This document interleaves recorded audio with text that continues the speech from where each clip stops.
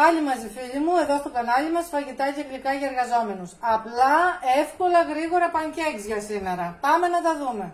Τα υλικά μας είναι μία κούπα γάλα, μία κούπα αλεύρι, 2 κουταλιές της σούπας ηλιέλαιο, 2 κουταλιές της σούπας ζάχαρη, 1 αυγό, μισή κουταλιά του γλυκού αλάτι, μισή κουταλιά του γλυκού σόδα μαγειρική και 2 κουταλάκια του γλυκού baking powder.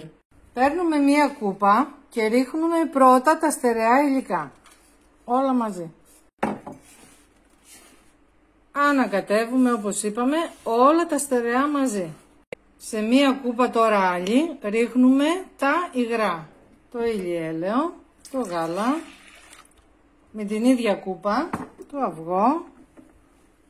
Ανακατεύουμε τα υγρά. Ρίχνουμε τώρα τα υγρά στο στερεό μείγμα. Και ανακατεύουμε.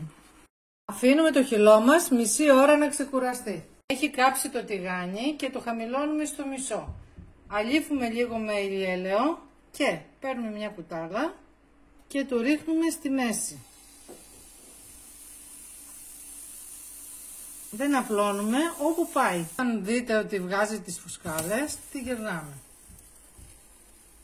Έτοιμα τα πανκέκ, ψήθηκαν, φούσκωσαν υπέροχα. Μπορείτε να τα σερβίρετε είτε με κάτι αλμυρό ή με κάτι γλυκό. Εμείς τα σερβίραμε με μερέντα.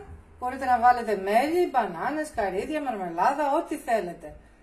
Τέλος, αν σας άρεσε, like και εγγραφή. Την επόμενη εβδομάδα πάλι μαζί. Γεια σας!